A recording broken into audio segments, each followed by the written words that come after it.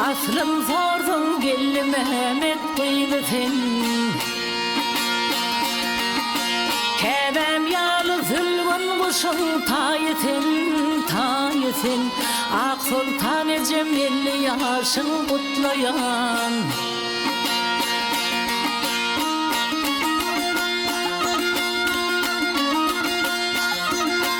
Eceş lakımıdır Ak Sultan kıydım. Ecem'e mendeşten devam ettiydim. Ömür savulmasın bakarım yadım gel yadım. Allah'dan dileyen uluk yaşlıydım.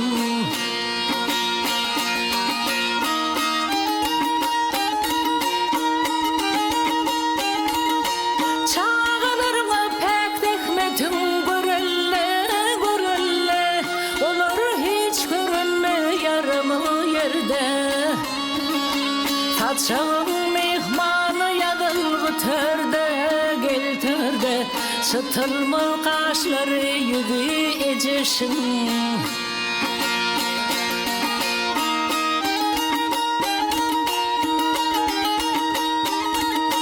Barçamız kuvun yaz 50 yaşına. Mansur Hacır üşen vursun taşına. İsmail hem akıl sipar başına.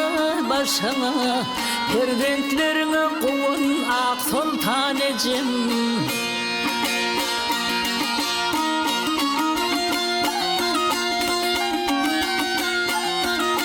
Merdancan 40 yaşta juda isolli. Arzular kursakta şerefler gali. Üç alasına kuvanıp şükürler kıllı gel kıllı. Yani yollaşın sakla otir ocağın.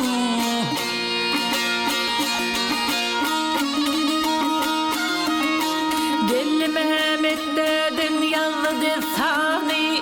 Baharın gülü sen bağın bosani. Sücü dilim bilen açyan hastane. Ve münasipsin Ak Sultan Ecem. Sücü dilim bilen açyan hastane.